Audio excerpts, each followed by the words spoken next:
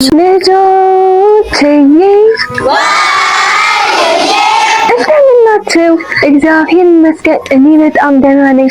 ዛሬ አንድ የሚገርም ነገር እንገራችሁ። ከሰማይ አባታችን ጋር ቀጥታ የምንገናኝበት ምን እንደሆነ ታውቁታላችሁ? አዎ ልጆችዬ፣ በትክክል መልሳችሁታል። ጸሎት ማለት ቀጥታ ከእግዚአብሔር ጋር የምናወራበት የምንገናኝበት ማለት ነው። በጸሎት 3 ዋና ዋና ነገሮችን እናደርጋለን። አንደኛ እናመሰግናለን። አምላኬ ሆይ ስለሰጠኸኝ ምግብ፣ ቤተሰብ እንዲሁም ጤና አመሰግናለሁ። ሁለተኛ እንጠይቃለን። አምላኬ ሆይ በጥናቴ ጊዜ እርዳኝ፣ ቤተሰቦቼ ከሁሉ ነገር ጠብቅልኝ። ሶስተኛው ነገር ይቅርታ እንጠይቃለን። ዛሬ እማሚ አባቢ ስላናደድኳቸው ስላልታዘዝኳቸው አምላኬ ሆይ ይቅር በለኝ እንላለን። ልጆችዬ ከሁሉ ጸሎቶች ትልቁ ጸሎት ደግሞ ራሱ ክርስቶስ ጌታችን ያስተማረን አባታችን ሆይ የሚለው ጸሎት ነው። እናም ጓደኞቼ ደስ ሲለን፣ ሲከፋን፣ ስንፈራ ሁሌም እግዚአብሔርን እናወራው። እሺ እሱ ይሰማናል። ዛሬ ማታ ከመተኛታችሁ በፊት አባታችን ሆይ ማለታችሁ እንዳትረሱ። እሺ ጎበዝ የኔ ጀግኖች። እስቲ ዛሬ ከመተኛቱ በፊት አባታችን ሆይ እያለ ንገረኝ። ልጆችዬ እናቶቻችን ወይም እህቶቻችን ቤተክርስቲያን ሲሄዱ ይህንን የሚያምር ነጭ ልብስ ሲለብሱ አይታችኋል? ነጠላ ይባላል። በጣም ልዩ ትርጉም አለው። ነጠላ ምንድን ነው? ነጠላ በእጅ የተሰራ ነጭ የጥጥ ልብስ ነው። በኢትዮጵያና በኤርትራ በብዛት ይለብሱታል። የባህላችን የእምነታችን መገለጫ ነው። በቤተ ክርስቲያናችን ነጭ ቀለም ልዩ ትርጉም አለው። ንጽህናን፣ ደስታን፣ ውበትን ያመለክታል። ወደ እግዚአብሔር ቤት በንጹህ ልብ መምጣታችንን ያሳያል። ቤተ ክርስቲያን ስንገባ ትከሻችንን፣ ራሳችንን በደንብ እንሸፍንበታለን። ወንዶች ደግሞ ከትከሻቸው ጀምሮ እንደዚህ አጣፍተው ይለብሳሉ ማለት ነው። ይህ ለእግዚአብሔር ያለንን ፍቅር፣ ክብር የምናሳይበት ውብ መንገድ ነው። እናንተስ ትጠላላችሁ? ያላችሁ ልጆች እኔም አለኝ። ጎበዞች ልጆችዬ፣ ቤተክርስቲያን ስትሄዱ ነጠላ ማድረጋችሁን እንዳትረሱ እሺ? ልጆችዬ እማዬ ስታዘኝ አልታዘዝም ብያት ተናዳብኛለች። ምን ማድረግ ነው ያለብኝ? ሰላም ልጆችዬ፣ እንደምናችሁ? እግዚአብሔር ይመስገን እኔ በጣም ደህና ነኝ። ልጆችዬ ይቅርታ ማለት ያለብን ይቅርታ መጠየቅ ያለብን ማንን ነው?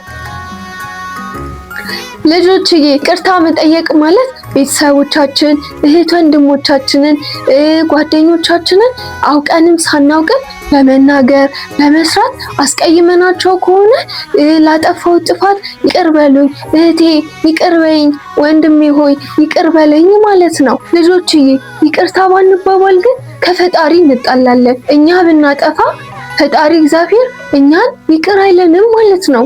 ልጆችዬ እማሚና አባቢ ወንድሞቻችን እህቶቻችን እንዳያዝኑብን ሳንታዘዝ ስንጣላና ስናጠፋ ይቅርታ እንበላቸው እሺ። እዚህ እኔም ላጠፋው ጥፋት እማዬን ይቅርታ መጠየቅ አለብኝ ማለት ነው። እማዬ ከዚህ በኋላ ላጠፋም ይቅርታ እሺ። ልጆችዬ እናንተም ከተጣላችሁት ጋር ይቅርታ ብላችሁ ታረቁ እሺ። እመቤታችን ልክ እንደናንተ ትንሽ ልጅ በነበረችበት ጊዜ የነበረውን አስደናቂ ታሪክ ነው። የእመቤታችን እናት ቅድስት ሐና፣ አባቷ ደግሞ ቅዱስ ኢያቄም ይባላል። እነርሱ በጣም ጥሩና መልካም ሰዎች ነበሩ። ግን ልጅ ስላልነበራቸው በጣም ያዝኑ ነበረ። ሁሌም ወደ እግዚአብሔር ይጸልዩ ነበረ።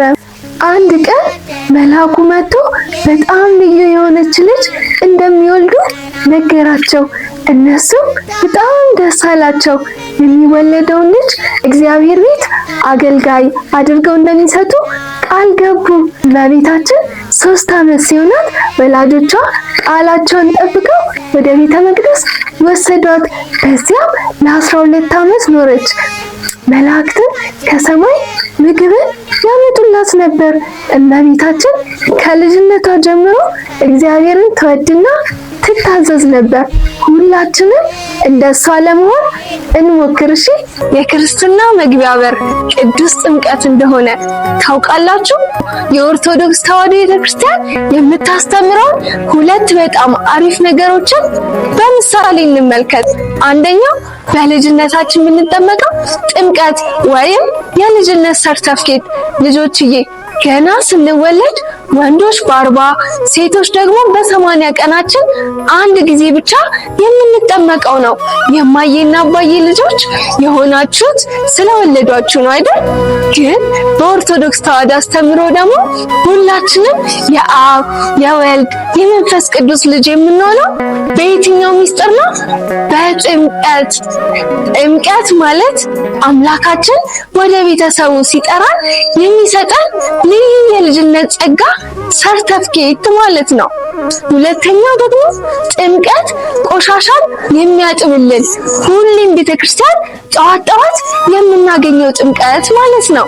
አስቡት ልጆችዬ፣ ውጪ ወተን ስንጫወት ስንሮጥና ስንዘል ቆይተን ቤታችን ስንገባ ምን እንሆናለን? ቆሻሻ አይደለ?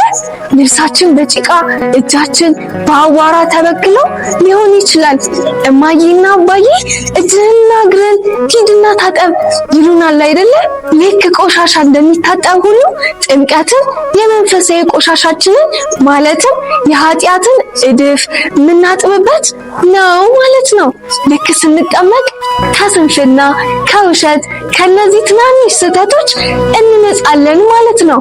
በፍጹም አያስፈራም። እሺ ጎበዞች፣ ከዚህ በኋላ እማዬና አባዬ ጠዋት ቤተክርስቲያን ሊጠመቁ ሲሄዱ እኔም እጠመቃለሁ ብለን አብረናቸው እንሄዳለን አይደል? ጎበዞች እኮ ናችሁ ልጆችዬ። ለእመቤታችን ለቅድስት ድንግል ማርያም ያለንን ፍቅር የምናሳይበት አንድ ልዩ ጊዜ እንዳለ ታውቃላችሁ? ፍልሰታ ይባላል። ጎበዞች፣ ፍልሰታ ምንድን ነው? ፍልሰታ ማለት መንቀሳቀስ ወይም መሄድ ማለት ነው። ይህ ጾም የእመቤታችን ቅዱስ ስጋዋ ከምድር ወደ ሰማይ ያረገበትን ወይም የተወሰደበትን የምናስብበት ልዩ ጊዜ ነው። ለምን እንጾማለን? ሐዋርያት የእመቤታችንን ስጋ ለማየት በጣም ፈልገው ስለነበር ለ14 ቀናት ጾሙ ጸልየዋል። እኛ እነሱን ለመምሰልና ለእመቤታችን ለልጇ ለመድኃኒዓለም ያለንን ፍቅር ለማሳየት እንጾማለን ማለት ነው። በጾም ምን እናደርጋለን? በእነዚህ 14 ቀናት ውስጥ ከእንስሳት የሚገኙ ምግቦችን አንመገብም። ለምሳሌ ስጋ፣ ወተት፣ ቅቤ አንበላም። በምትኩ ብዙ እንጸልያለን፣ እናስቀድሳለን፣ ቤተክርስቲያን እንሄዳለን፣ እንቆርባለን፣ ለእመቤታችንም ያለንን ፍቅር እናሳያለን። ስለዚህ ፍልሰታ ጾም እመቤታችንን የምናስብበትና ወደ እግዚአብሔር የምንቀርብበት ልዩ የበረከት ጊዜ ነው። እናንተስ በእመቤታችን ጾም ጊዜ በጣም የምትወዱት ነገር ምንድን ነው? ንገሩኝ እስቲ። በቀጣይ እስከምንገናኝ ድረስ ቻው ቻው ልጆችዬ፣ እወዳችኋለሁ። እሺ